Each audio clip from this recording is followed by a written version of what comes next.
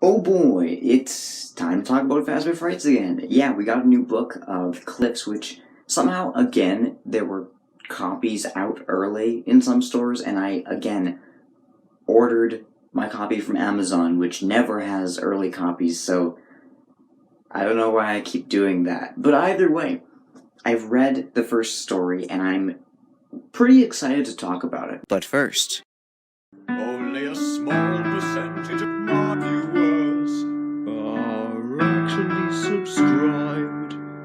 If you want to see more, consider subscribing. it's free and you can always unsubscribe later. This story isn't really... it's not anything like crazy, but I thought it was a good story. I've been taking a look at some reviews online to see what other people think before I kind of make this review, and it seems like a lot of people were actually pretty disappointed with this, and in some extent, I do agree with that. I feel like the story could have gotten a lot darker, but I am happy with the ending that we got, even if it was a little bit anticlimactic, as I saw many people say. I do wish we had gotten something maybe a bit more, but I do think it was a good story overall. So the story is about Robert, and Robert is a single father, right? His kid, Tyler, his mother died during childbirth, and so Robert, he's not the happiest guy, which is just basically a pattern with these books at this point. I mean, have any of these protagonists really been happy with their lives? Maybe. Not that I can think of off the top of my head, but I don't think there's been any who have actually started off in a good place and everything's just kind of gone downhill from there. I don't think I can really think of any like that, which is weird. Maybe there's a lower detail there, I don't know. So for the first little bit of the book, you kind of follow their everyday life. You know, you kind of get a little bit of a look at what their life is like, which is, again, kind of a pattern for these stories, and I don't mind it. But Tyler finds this toy he likes in the store, and this toy is called Tag-Along Freddy. He's the little creature on the cover. And it's interesting, right, because I made a video a while back where I was trying to come up with a sort of, like, kind of rough timeline for this series, which is tricky because there's not much to go off of. And I guess for this story, I couldn't help but think if there's Freddy's toys, that means that Freddy's is probably still open to some extent, right? Like, there's still... unless it's, like, on clearance and has been for, like, years or whatever, it's just kind of hanging out in the back of some store. But no, it's like on display, this Tag-Along Freddy toy. So Freddy's has to be open, right? Whatever, it doesn't matter. But the point is, Tyler really wants this, and Robert buys it for him, and the whole shtick of this toy is it'll tell you if your child is in danger. Your child will play with it, whatever, and then if your child needs you, it'll basically just keep giving you updates on your child. It's kind of like a super high-tech baby monitor, and it sends text to your phone telling you what's going on right now, and if your child is in need of assistance. I don't know why that felt so weird to say. I feel like most children don't use the word assistance, so that was just... maybe that's not the right word. It doesn't feel right. I don't know. So we do get to see a few messages of kind of how this thing works, just to kind of cement, like, you know, how it works. It's pretty simple. I mean, it sends texts to your phone about your kid when you're not around them. Simple enough. So Tyler's playing in the sandbox a little bit later, right? And Robert's inside. He's busy. He's not around at the moment. But he goes outside to check on Tyler. And Tyler's gone. He's missing. A white van is driving away, and his front gate is wide open, and of course that's when the Tag-Along Freddy sends him a message saying, gone. So, you know, I would say maybe just watch your own kid and don't quite fully depend on a toy to do it for you. That's just my advice. So cops show up and an investigation starts, and they really try to assure him that they are going to look for Tyler. They're going to try and help him out. But the investigation doesn't really go anywhere, at least not very quickly. In reality, it's only like 1 or 2 days. So, you know, they could have probably found him if they kept looking. But it turns out... well, okay, we'll get to all that. I was gonna go on a tangent there, but I stopped myself. We'll get to it in a bit. Robert is just super depressed now. I mean, he was already. But now, now is when things start to get a bit more creepy. See, Tag-Along Freddy isn't actually much of a menace in this story. And yet, it doesn't really mess with the story that much. The most evil thing Tag-Along Freddy does is he tells Robert, through text messages, again, obviously, why don't you go to the cliffs? Now, the cliffs, obviously the name of the book, is these cliffs that are, like, very close to their house and somehow just, like, very accessible for everyone, apparently, and it's been known to be a place where people jump, and, you know, how do I say this without YouTube trying to come after me? How do I say this? Commit voluntary, death? I don't know, I can't say the S word, it's not allowed, so, yeah. And so, Tag-Along Freddy is telling Robert, hey, you should go to the cliffs, which obviously, you know, implies he wants Robert to go and commit voluntary, deathing. And Robert tries to ignore this, but the messages just keep coming. He tries to destroy the Tag-Along Freddy.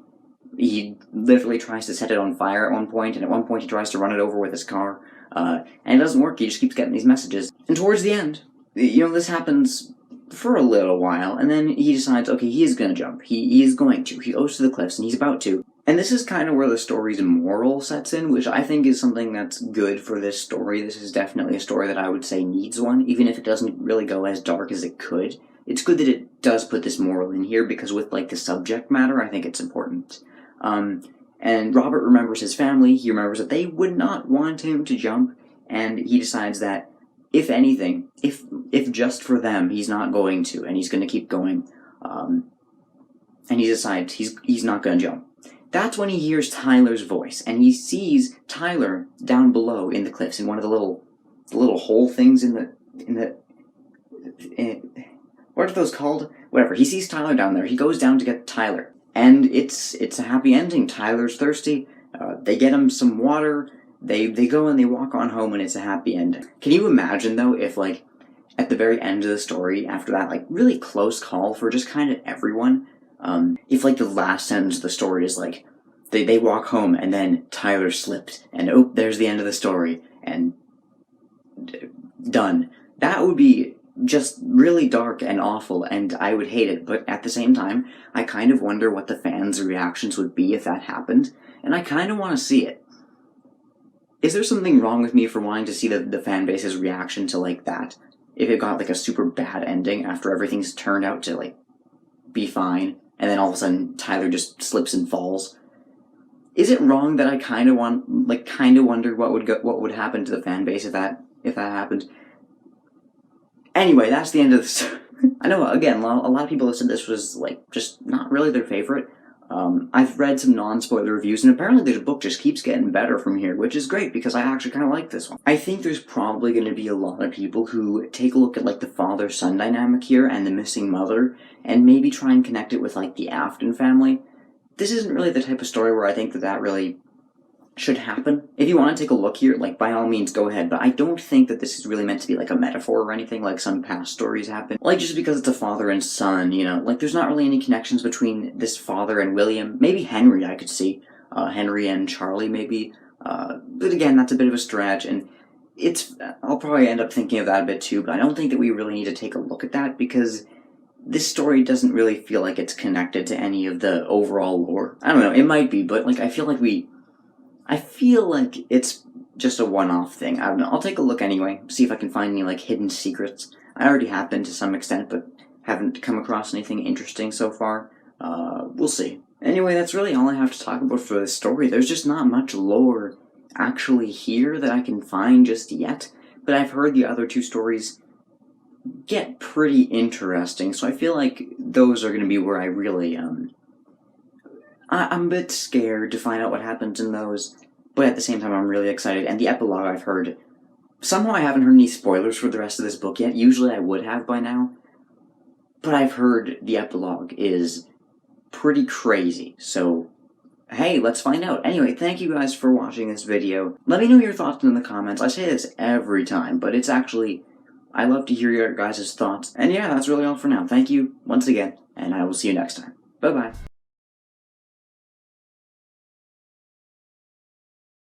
Hey, welcome back. Oh, part of me wonders if I should put a warning before this one, because, in my opinion at least, it's like the most brutal story so far. So, I'm not really sure how I should preface this. This story isn't very FNAF related, okay? There's like no mention of Freddy's here. There is, without going into too many spoilers before our big summary, there is a robot for an antagonist, but it's not like a Freddy's robot, it's one that one of the main characters makes. So, I don't see how this is connected to, like, what we think of as FNAF. And I'm also kind of wondering why there isn't any connection. As you can tell, I still have some thinking to go through with this story. I'm hoping this video can kind of help me, like, kind of place my thoughts about this story, because it's a really weird one. Okay, but welcome back to Fazbear Frights. Today we're going to be talking about the second story in the cliffs. There are multiple cliffs. The Breaking Wheel. So this story follows a kid named Reed, right? Now Reed is in a robotics class, and they're doing this project where they're just supposed to make something. It doesn't seem like there's very many restrictions for this project. They just make a robot, it seems. It's not very specific. There's a couple different projects going on. There's like a robotic dog thing, which I don't think is Fetch. Fetch was made by Fazbear Entertainment, but it is a weird detail, you know? There is a little miniature robot that you can control, kind of like an RC car. You just get a remote and you control the robot. That's cool. And then there's the kid named Julius's robot. Julius is kind of the big villain for this story. The human villain, that is. And he's the one who bullies Reed. See, again, Reed, our main character, isn't really sure what to do just yet. He says that he feels like all the other kids in this class are smarter than him, and he's kind of lost.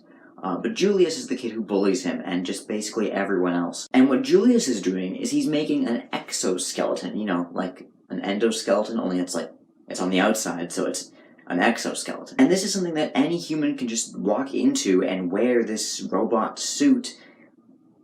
And it sounds like science fiction, right? Like, this is not something a high schooler makes.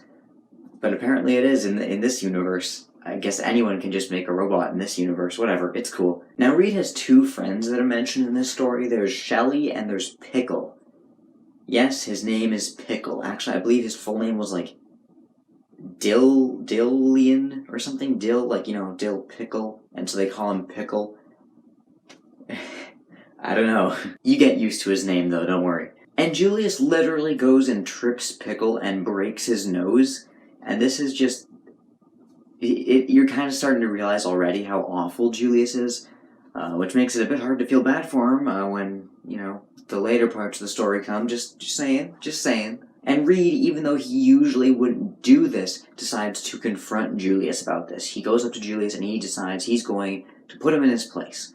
And yet when he does, Julius just starts making fun of him already, and he's really awful. He says terrible things. He's awful. And he starts to get into his exoskeleton to test it, and he talks about how he's going to put Reed in the exoskeleton and make him his slave. So, you know, this guy is just great. Now keep in mind, the school on this very day is having a sort of, I don't know, what we call it in our school, it's a noon dismissal. Everyone leaves at the end of the morning, and the teachers have like a meeting after lunch. That's what's happening here. And so the school is basically going to be just closed to everyone for quite a while. No one is going to be going in here. No one's going to be around, which makes this much more interesting. So Reed is there, and he's just shocked into silence by how purely awful Julius is. And Julius is getting into his suit when it seems to malfunction, and he gets stuck in the suit, and he can't seem to get out. Reed has the bright idea of not helping him, which I don't blame him, but instead trapping Julius in here for a whole day. So he decides to just leave Julius in here. Great. But again, like, Julius is pretty awful. I mean, he starts like this whole racket of an argument over like one little small detail, like him and Pickle are using, I don't understand how it works, but they're using like the same frequency for their robots, so Pickle's controller can control Julius's exoskeleton and vice versa. And so the teacher just tells Julius to shut up and change the frequency his robot is on, which is the same thing to do, but he goes and he makes this huge argument about it, and how he doesn't want Pickle controlling his robot with his little robot thing. It's... every moment that Julius speaks is just awful. Now this is where a lot of the filler of this story starts to come in, but I do think it's worth it in the end. So the kids all go on this bus, right? Reed, Shelly, and Pickle. And Shelly is like, she's kind of a nerd. She likes to read these history books, and she's reading about a device called the Breaking Wheel, which was used as a torture device long ago, where it would just break the bones in people's bodies and turn them into, like, oh, how do they describe it in the book? Like an octopus of, like, wriggling, like, they don't have any bones, so they're just kind of like jelly.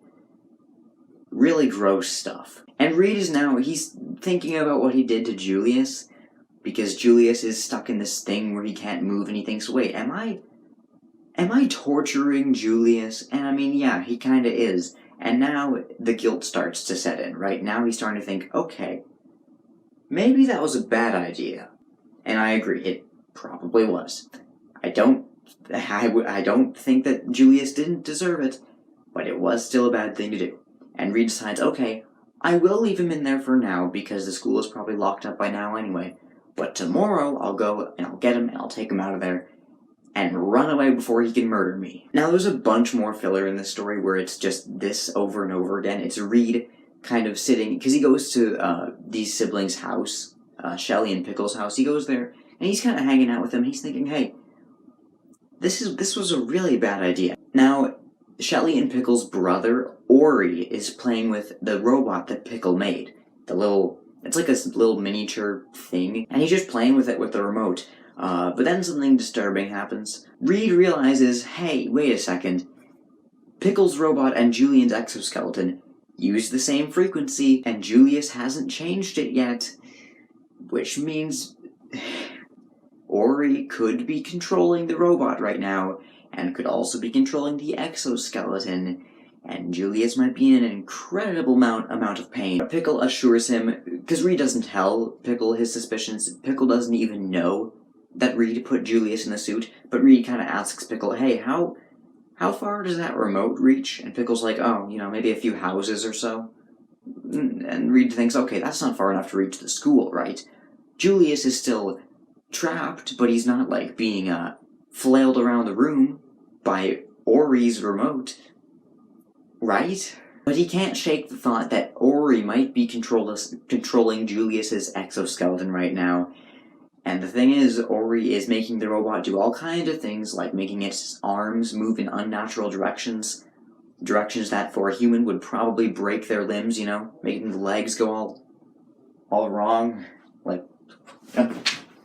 And he thinks, okay, what if Julius is, like, being slammed into walls right now? What if his arms and legs are breaking? Because Ori is, without knowing it, controlling his exoskeleton and putting Julius in just incredible pain.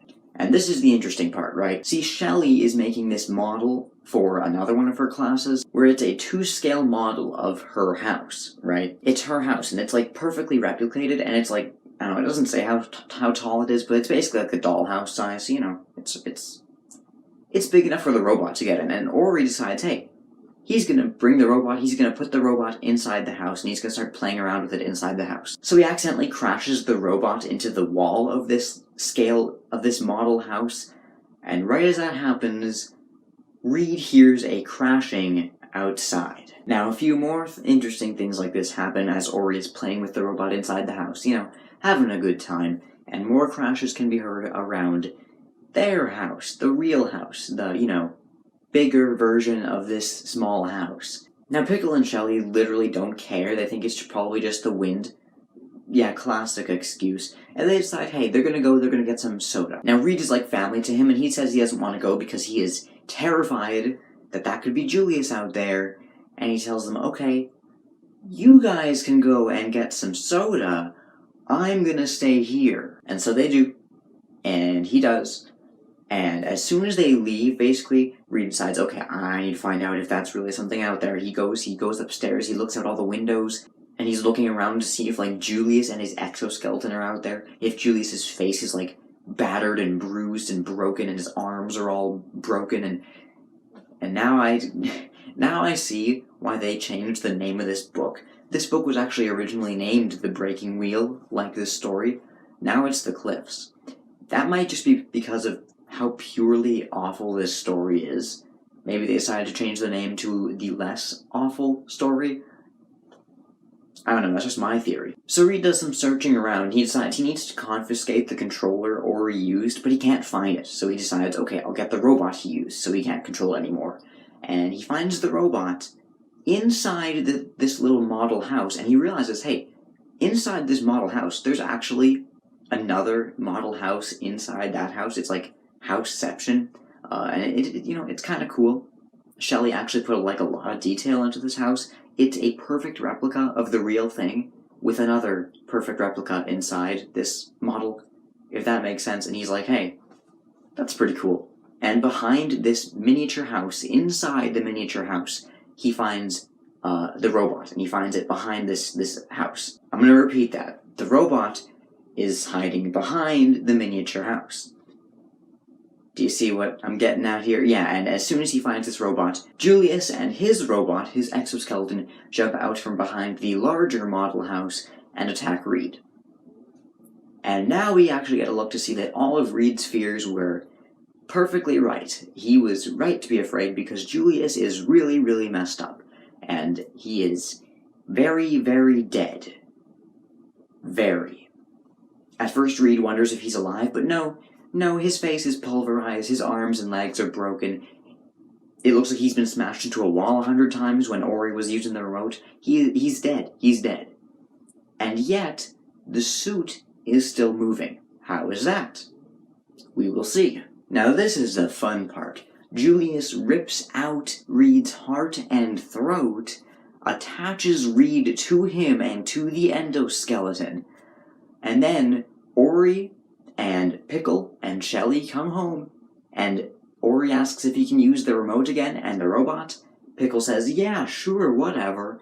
Ori grabs the remote, he starts controlling the endoskeleton again, the endoskeleton goes flying out the porch, and then we flash to Ori's perspective. This whole story was from Reed's perspective, obviously, now we're looking at Ori's perspective, and now Ori is playing with his little robot in the miniature house, and he's having a good time. He's playing around with the robot.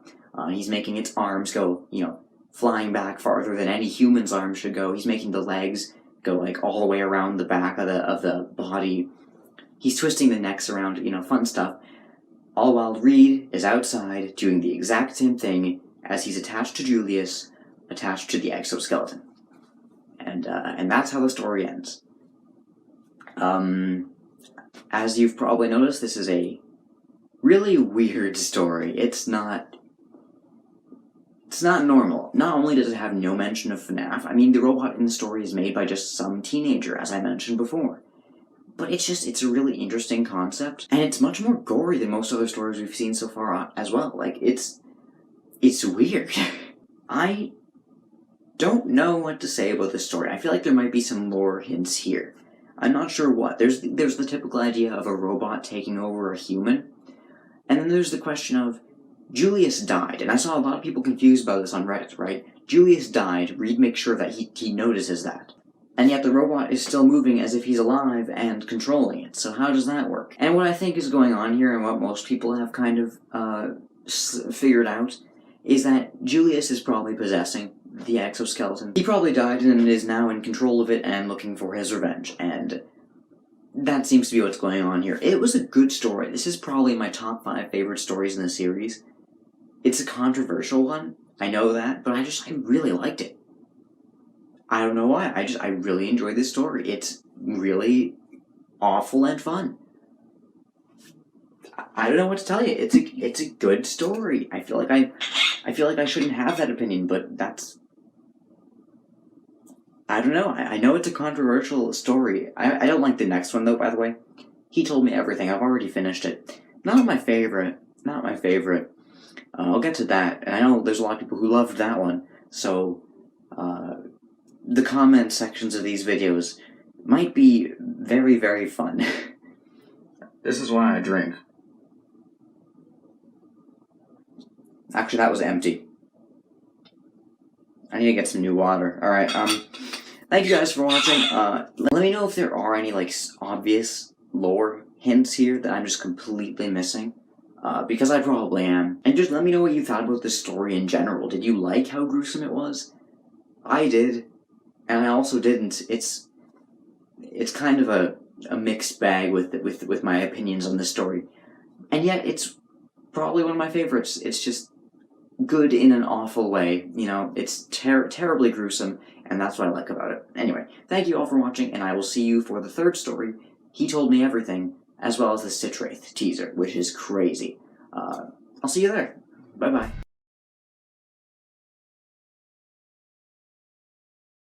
Alright, let's talk about Fazbear Frights again. Today we're going to be covering the final story in The Cliffs. He told me everything, and I don't really like this one. Again, in the last video it was a bit of a controversial pick. In this one too. Yeah, not many people seem to really dislike this one much. I just didn't really find myself enjoying it. We're also going to be covering the Stitchwraith story, but we'll get to that at the end. I want to quickly cover this story first. There isn't much to talk about, but I still want to go over it. But first, Only a small percentage of my viewers are actually subscribed. If you want to see more, consider subscribing. it's free and you can always unsubscribe later. So this story actually has a special cameo from me, Chris. I am apparently the main character in the story, so that's cool. Chris in this story is probably one of the most unlikable characters we've seen in the series so far, so that's nice. So Chris is just about to join high school, and he wants to join the science club. It seems like he's just basically abandoning everything in his life up until this point, and now that he's in high school, he's going to try and have a fresh start. And he's just he's being a jerk to his friends and his family, and he's just really unlikable. But what he wants to do in high school is he wants to join the science club, which is operated by a Mr. Little. And Mr. Little is known for doing these crazy experiments, and this year he's planning to do an especially life-changing one. We don't know what it is yet, but a life-changing experiment. And what he's going to do is he's going to keep the students after hours, and he's going to do the experiments when there's basically no one else in the building, so you know some stuff is about to go down. There is a lot of filler in this story. There's a lot of stuff about Chris meeting some new friends in high school, which doesn't really end up going anywhere. Those characters are never seen again after he originally meets them. There's a scene where he goes to a cafe with them. It doesn't really end up doing anything. What it really shows is how the people in this science club are very, I don't know what the word is, but they're very stuck up, almost. Some of them seem okay, but there's others that just, you kind of get bad vibes from them. And this whole place, it has kind of a cliquey feel to it. They like to make fun of the students in the other science club, which they say is just for the dumb kids. And they like to just kind of, I don't know, they're not good people, but Chris doesn't really see that, and he really wants to be a part of this science club thing, because he thinks it's going to be finally his chance to really fit in. So after just a bunch of this filler, we actually get to take a look at what the experiment in the story is, and this is where the story gets a bit weird, right? Because there isn't an animatronic who's a villain in this story. There isn't really, we've had stories where there hasn't really been any clear villain before. Stuff like The Real Jake. The Man in Room 1280 was kind of iffy. I mean, we didn't really know William was William for a while. It wasn't quite confirmed. And he never really plays a villainous role in that story specifically anyway. He's just kind of sitting there in his hospital bed. Crispy sausage in a hospital bed, as I called him in a video a while back. Anyway, what's weird is the villain in this story is literally just a pile of goo. And that is not even a joke. That is literally, it's called Fazgoo. And it's a product by Fazbear Entertainment that the people in the science class kind of assume is for kids, but Mr. Little assures them, no, it's not. And what the experiment they're doing is you pull out one of your own teeth, you put it in this Fazgoo, and then you have to stick your index finger in the goo, and it will supposedly feed off of your red blood cells and create an entirely new being. Because what Mr. Little says is, the goo assumes, or the tooth assumes, that since it's connected to the goo, which is, it's all very vague, but apparently it's supposed to be similar to the inside of your mouth, and so the tooth thinks it's still in your mouth, and it tries to continue growing. And apparently, it's supposed to create an entirely new mouth that tells you something that, as he says, you'll never forget. It's all very, very strange, and there's been a lot of speculation as to what this could mean to the lore, but we don't know for sure because it's all so, it's weird. It's a weird story. And it gets weirder. So Chris is just really, really paranoid, and he does not want to do this at all. And one night when he's at home, his sister is getting one of her teeth pulled, and he has an idea. And so what he does is, instead of using one of his own teeth and having to pull it out, he uses one of his baby teeth because apparently he kept them for some reason. Now this, for some reason, makes his experiment take just a lot longer. He puts one of his baby teeth in, and it takes a lot longer to actually create this new being as is supposed to happen.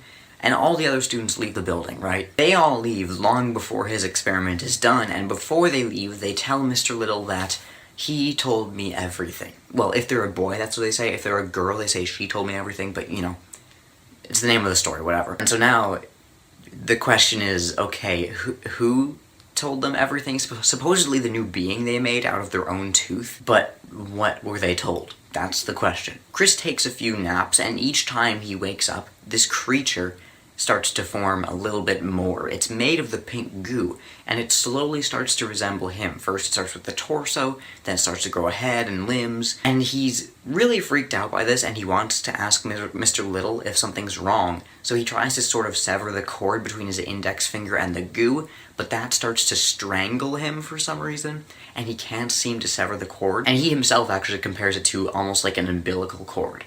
So there's some weird stuff going on. One interesting detail is he actually realizes that it has the same heartbeat as him, just to kind of confirm, okay, it's almost like he's being cloned. So he wakes up one of these times, right, and he finds out his eye is gone. I believe it was his left eye, and it's gone, and he realizes, he sees it like just as it's being sucked through the sort of goo, and he realizes this creature is like absorbing his body parts, and for some reason it takes him this long to start to be a little bit concerned about what's going on. He was a little bit wary before, but now he's freaking out, and he slowly gets more parts of him sucked out as he slowly gets more desperate, and so he tries, well, the weird thing is, right, like, he doesn't, like, freak out. He does for a little bit, but he quickly recovers and realizes, okay, guess I'll die. And he literally just tells the goo creature, okay, be good to my family, be a good person. He starts to, like, I don't know, it's really strange. He tells him, like, to take the dog on walks and stuff. He starts to get, like, really calm for whatever reason. I don't know, it's strange. This story is so weird. But yeah, then he gets sucked into the goo creature, which the creature is now fully formed, and it looks pretty much identical to Chris, apart from like a little bit of a pinkish texture, or not texture, color to its skin. It puts his remaining remains, I was going to say, it puts his remains in a bag, and then it walks over to Mr. Little and says, he told me everything, and then it walks away, this clone thing. So, that's the story. That is the story that we're dealing with here, and I am very confused. I feel like this probably has to mean something, right? Like, because it does sort of remind me of Michael, remember, from Sister Location, and how he sort of gets taken over by something else that's not really him. And yet, that's a very different scenario. Sure, it's still something taking over your body, but it is a very different thing still, and I'm not sure if there is supposed to be like a parallel there, what this story is supposed to tell us about that story, about Michael. Is there supposed to be like a new revelation here, or what? I don't know, I couldn't tell you. But it seems like not only is Chris being cloned, but Dr. Little is actually literally just cloning everyone in his class. Is that what's going on here? In the science club, I guess, not technically a class. It's really strange. Like, what is this story? What does it mean? I don't know. I've been thinking about it a lot. This is probably the story out of this book that I've been giving the most thought. And yet, I have no idea. It's very, very strange. Not just the fact that there's no robot antagonist, but just what happens. I need you guys to let me know what you think, because I am sort of at a loss, to be honest. But this would definitely be a good story to do a theory on later on, after I've kind of sort of collected my thoughts on the story. I already have, like, to some extent. I've been thinking about this a lot, but I haven't really come to any concrete answers. It's so out of place next to all the other stories. I'm really confused about it. But now let's quickly talk about the Stitchwraith story, and this one is crazy. Not only is it really the longest one we've had so far, the Stitchwraith story, it's like 20 pages, it's also just really weird, and it features a bunch of different cameos from different characters that we've seen in the past. So this Stitchwraith teaser takes place, like, immediately after the one right before, where William Afton gets his new, like, robot mech form, because this is where we're at, folks. I'm not complaining, though. This is actually, it's really cool, and so is this story. Okay, anyway, Larson sees this thing starting to form, and he decides he's gonna hide behind a forklift. Jake, meanwhile, is apparently completely fine. It seemed like he died or something in the last one, or that he was, like, sucked into miscreation. Apparently, actually, Andrew was, which I don't know how I missed that. I thought it was Jake, but I guess I was wrong. I don't know. But yeah, Jake is still inside the Stitchwraith. Andrew is nowhere to be found. Presumably, he's trapped inside all that junk in the miscreation now, so there you go. I guess that's where Andrew is right now, at least for the moment. And this miscreation is still pulling junk into it, trying to form a bigger, creepier robot, and Jake is almost being sucked in, but he's trying to stop himself from being sucked into this thing. And he sees, and this is interesting, a female endoskeleton very close to him, and at first I thought, okay, who is this? Maybe it's Sarah from To Be Beautiful? It took me until, like, after I'd finished reading the story to realize that it was actually described that she has a long neck in the story. I don't know how I missed that. So no, it's not Sarah, it's Eleanor. I just figured Eleanor's a little bit more than an endoskeleton. Like, she has paint and stuff as well. She's not just the skeleton part of a robot, she's kind of the whole thing. But I guess, yeah, it's Eleanor. Eleanor is here. And this is weird, right? So Eleanor pins Jake to the ground, okay? And he senses a similar dark energy coming from her that he felt from the miscreation. And he says, though, and this is weird, that it's stronger. Stronger than the bad energy that we feel from William Afton, which is just, I'm not sure why that is. Something worse than him, which we hear more about later in the epilogue. He realizes that he was also infected with this bad energy, agony, I guess, and that she's actually taking it out of him, and then she flings herself into the miscreation and she's sucked into it as well, like all the other junk. Now we go back to Larson, and there's a lot of quick cuts here. Larson actually gets, like, some actual character development since, you know, up until now he's just been, oh, I'm a deadbeat father and my son hates me and so does my wife. Now he's actually starting to maybe be a bit different. He's starting to get some sort of change in that area. Took them long enough, I don't know, but it's cool. He realizes he needs to stop this miscreation, and so what he does, right, is he tries to, I don't really know what his plan was at the start there, but he's almost immediately just impaled by the miscreation, so whatever it was, it didn't work. So Larson is trying to catch his breath. I mean, he's just been stabbed. I think we can forgive him if he's a little bit dazed, but he gets back up, like, almost immediately, so it's described that he hears voices telling him to get back up, and that's never explained who that is, but immediately after we do see the miscreation, like, right in front of him, and it says that Larson can hear voices singing coming from the miscreation and all the different parts on its face, almost like they're singing on stage, which is really weird, and we'll talk about that in a second. So Larson runs away and escapes immediately after being stabbed, so, like, this guy's cool. And he notices that the bag of evidence that he brought with him to this place is glowing, and it's next to the forklift. So he goes back to the forklift, he opens the bag, and he sees, get this, the face of the puppet inside. Yeah, okay. This is getting interesting. So the puppet's face, and it says to him, take me to him. So he knows what he has to do. So Larson gets into the forklift, he rams it into the miscreation, and he tries to drive it off of the edge of the dock into the water. He's trying to drown it, but it's not working because the miscreation is probably stronger than a forklift. But the puppet goes out of the bag. It goes into the miscreation, and that actually gives Larson time to get away, as the miscreation actually just completely destroys the forklift. Now what happens next is weird, because I'll admit I was kind of expecting this robot thing to last a lot longer than it did, but Larson tries to buy himself some time, right? So he asks this miscreation thing, okay, what are you? Why are you so evil and bad? And the miscreation basically just says, I am agony, so I guess that's the name of this thing now? Alright, I guess that's what I'll call it now. Agony, cool. Not gonna be confusing at all, because agony is also the name of, like, remnant in this universe? I don't know. What's going on? So Eleanor just randomly shoots herself out of the miscreation and into one of the factory's vents, so she's coming back again. And the puppet manages to tear the miscreation, sorry, Agony, apart from the inside, and all the pieces just fall into the water. And that's the end of William Afton again, I guess. So Jake, inside the Stitchwraith, realizes Larson is actually infected by Afton's sort of evil energy. He goes to Larson, and what he does, and this is weird, is he fetches battery pack inside of him start to glow, takes his hand on the battery pack, now his hand is warm, puts it on Larson, and he sort of burns the infection away. It's all very cryptic.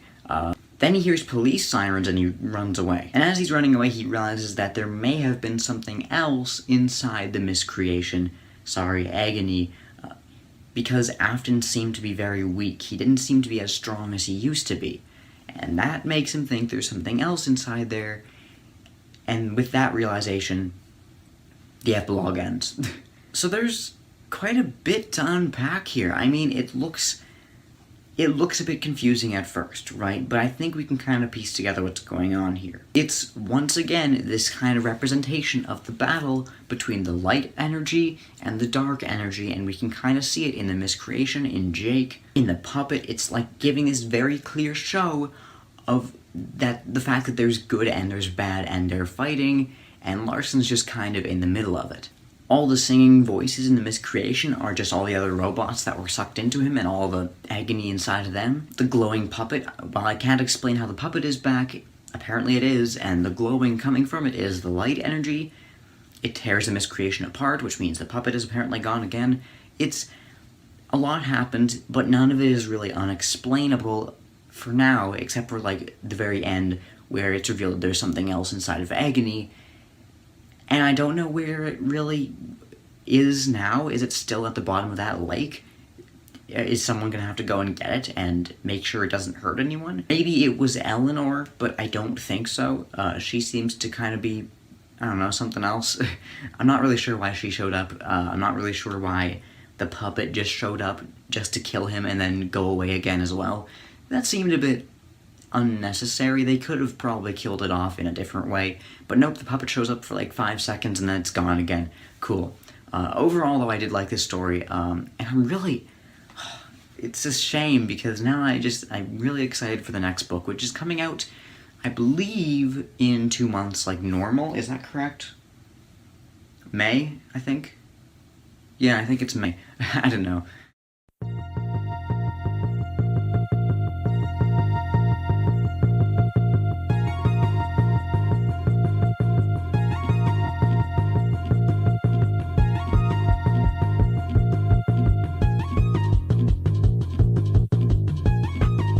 Yeah, that's Gumdrop Angel, which seems like it'll be an interesting one. Is that the one with Andrew as well? I'm pretty sure Andrew was actually the main character in one of those stories. No, I think that was number 9, book 9.